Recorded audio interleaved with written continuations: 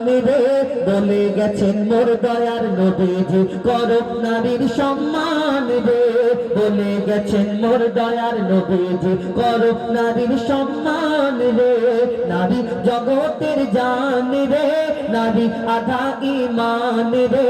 বলে গেছেন মোর দয়ার নবীজি করো নারীর সম্মান রে। আর কি লিখছে দেখো, নারীকে কেউ কখনো নিজের গোলাম ভেবো না।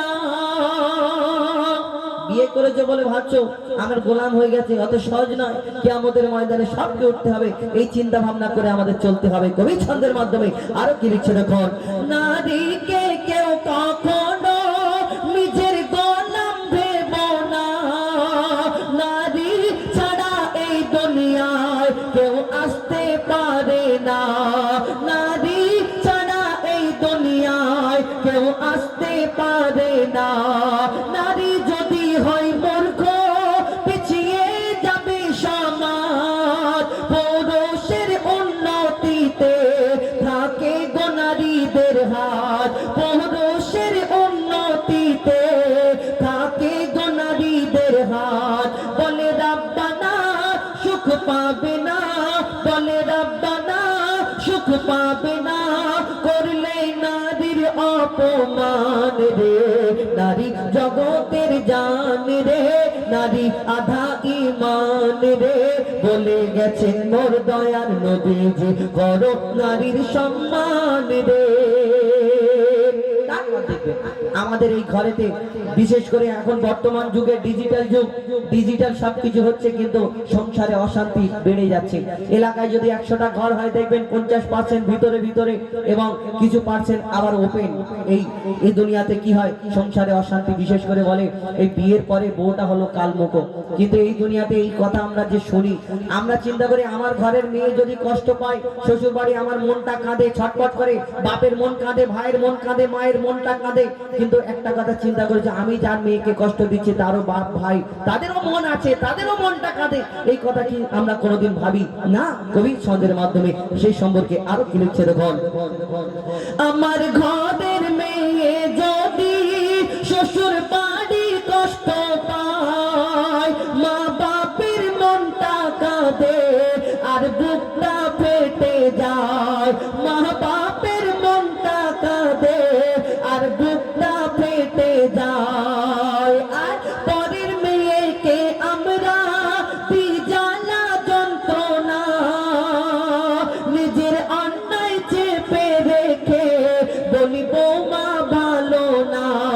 নিজের অন্যায় চেপে রেখে বলি বৌমা ভালো না। যারা পরের ভেবে কষ্ট দেবে, যারা পরের ভেবে কষ্ট দেবে, তারা নয় ভালো ইনসান রে।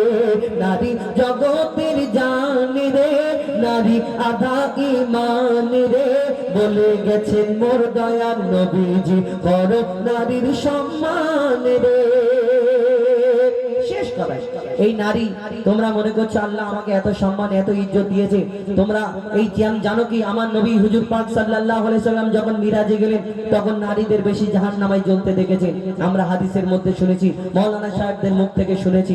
কিন্তু এই দুনিয়াতে নারী তোমাকে এত সম্মান এত ইজ্জত আল্লাহ পাক দিয়েছে, কিন্তু তুমি যত ইবাদত করো, তুমি যতই কিছু করো না কেন, যতই পরহেজগার হও না কেন, এই দুনিয়াতে একটা জিনিস যদি তুমি এই দুনিয়াতে মিস করো, তাহলে কাল কিয়ামতের ময়দানে তোমাকে জান্নাতের গন্ধ শোনানো হবে না। ওই জান্নাতে খুশবু ওই কাল কিয়ামতের ময়দানে তোমাকে সেই খুশবুটাও তুমি পাবে না।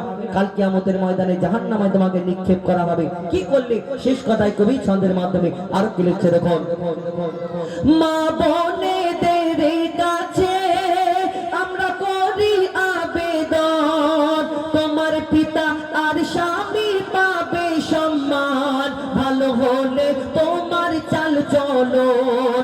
তোমার পিতা আর স্বামী পাবে সম্মান ভালো হলে তোমার চাল চলন।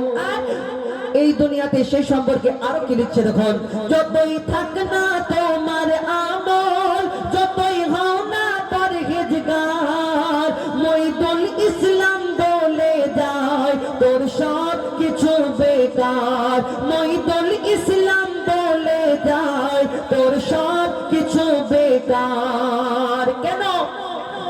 স্বামীর মনে কষ্ট দিলে, স্বামীর মনে কষ্ট দিলে যাবি সোজা জাহান্নাম রে।